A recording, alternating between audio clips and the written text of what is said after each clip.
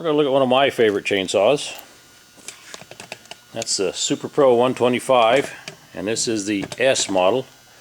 S meaning the steel sleeve. It actually has a steel sleeve in there that is boreable.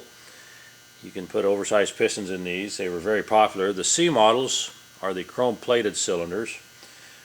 You couldn't bore them out. There's places that will bore them and put a sleeve in there, but they were just basically plating, and it was a one-shot deal. But these you could actually score the cylinder, bore it out, reuse it many times. This one was a barn find. Had been setting forever, not used. I did check the muffler, cleaned it out like we've talked before. You don't want to fire up a barn find. It's been setting for some time without getting that muffler off. Over time, the muffler will deteriorate a little bit, and some of that debris you've seen in old mufflers will get into the motor, and you don't want that to happen. So make sure you always take the mufflers off, check for debris, blow it out good, inspect that cylinder before you fire it up if it's been setting for years. This one checked out real good. I pulled the muffler off, inspected the motor. It's very clean inside, and like I said, it is a steel sleeve, which is really nice. And we'll take a look at some of the features it has. Kill switch right in the middle. Got a manual oil pump on the left side here. Overrides the automatic oiler, which on these 125s the automatic oiler is right on the front.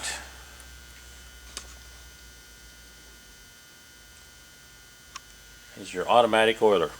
It works off the crankcase vacuum pressure and pushes a plunger up and down, and you have an adjustment right here where you can regulate that oil flow. Little nut, lock nut, and a little stud right there, and you can adjust that flow.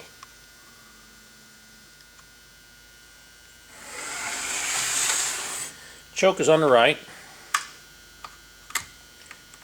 No safety features. This was way before safety was ever even thought of, so there's no throttle locks, there's no chain brakes. It was basically made to get wood down on the ground. The timber cutters got paid by how much wood they got down, and these were made to cut timber and get it on the ground. This is the rear boot where your spark plug is at. You can access that by just pulling that out, change your spark plug. Starter assembly. It does have the old original guard, the little debris guard there, still intact. Handlebars are in good shape, other than the rubber is a little bit deteriorated. Reservoir for the oiler, right here. Rubber motor mounts, very nice feature on these big saws. Very large falling spike. You won't see these very often on these saws, but that's one of those Hadstones they were called. Very popular falling spike in the 70s. 36 inch, and that's a roller nose bar. We'll try to get a good look at that. That's a 404 chain, skip sequence, spacing between the teeth, the square tooth. And there's that roller nose. Those were very popular. That's a roller nose with bearings in it.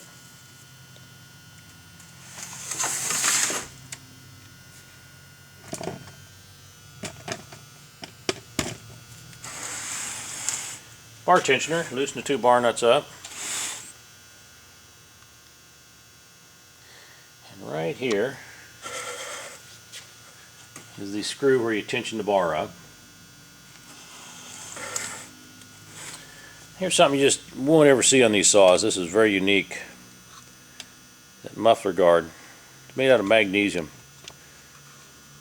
That was the first thing that got broke on these saws. Limb would slap that, and there goes your muffler guard.